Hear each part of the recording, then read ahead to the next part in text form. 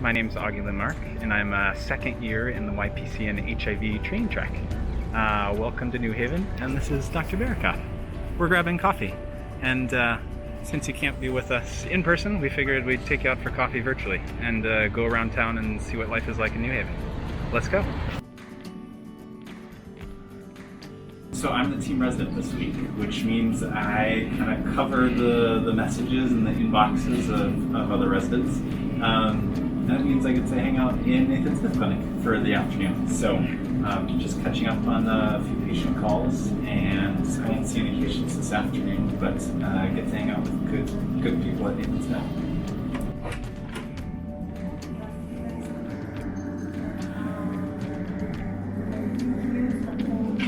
Hi, nurses.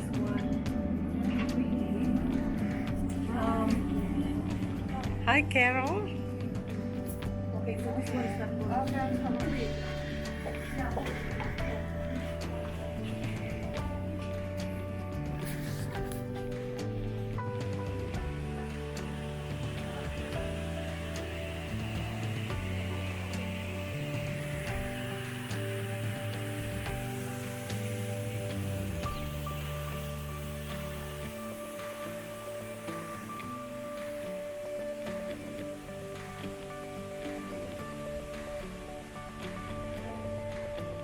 I'm Tim. I'm a new intern in the Yale HIV program. I originally from Pittsburgh, but did my training in DC at Georgetown for med school at least, and super happy to be here. It's only like month 2, but it feels like a lot of time has gone by. Chose Yale because everyone's super awesome and nice, and this program is super unique, and I'm really interested in global health. For me, why I came to Yale was that in residency training, it can be really easy to become a number.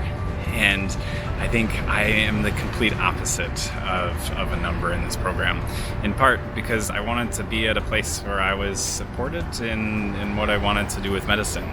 I think from great clinical training to writing to health justice work, you can find a corner in a community at the Yale Primary Care program. What drew me to the program of primary care, one is a focus on kind of the whole patient before and after a hospital stay, certainly keeping them healthy at home or in the clinic.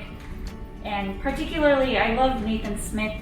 I love our clinic because we're able to get close follow-up with our patients. I was able to kind of often see patients from diagnosis through to treatment, through to helping them with any and all of their other medical conditions and kind of needs generally. With the HIV Training Track, it's the added benefit of having a group of people and researchers and clinicians and advocates who care about patient care day in and day out, but care about healing structures and systems in which we practice, and as we all know, are not always conducive to providing equitable care. And I feel really grateful to have a number of people who are just like driven by equity. I don't know how else to describe it. What I find that primary care background and focus brings me, even when I'm on an inpatient service, on a specialty service such as this one, is kind of that broader focus of, how do I get this patient well during their hospital stay, but also how do I keep them well at home? How do I make sure that they have their medications, that they can afford them, or even really addressing things like patient goals of care, or what's important to them? What are they willing or not willing to go through with? What treatments do they prefer?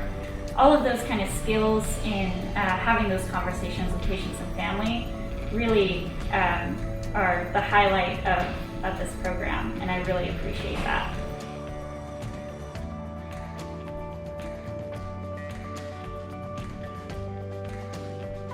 So before medical school, I was living abroad for 2.5 years, and the last year I was in Australia, in Sydney, and very by chance I found like one of my favorite jobs I've ever had, which kind of led me into this program. I was a clinical research coordinator on a trial called EPIC New South Wales, which was the expanding PrEP in communities of New South Wales, which is the state that Sydney's in. And I basically recruited, promoted this trial, and even had my own appointments with patients and drew blood, and getting a lot of people on PrEP. Their goal is to reduce HIV transmission by 2020, which they're getting very good at. And now, as a result of this trial, PrEP is completely free for anyone in Australia.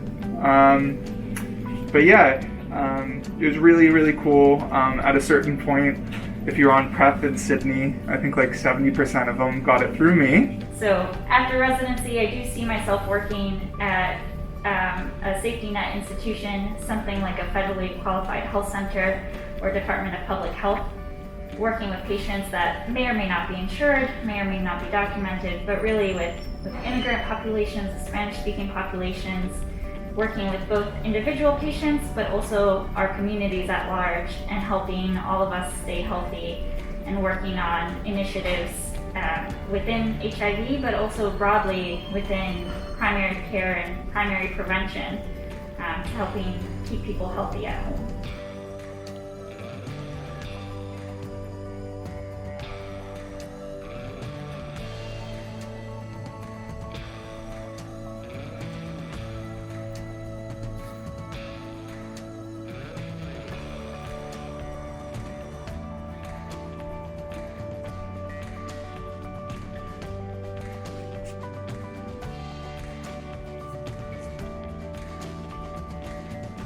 I think when you look at the problems of our health systems today, there's a lot that can be learned from the history of HIV and HIV medicine.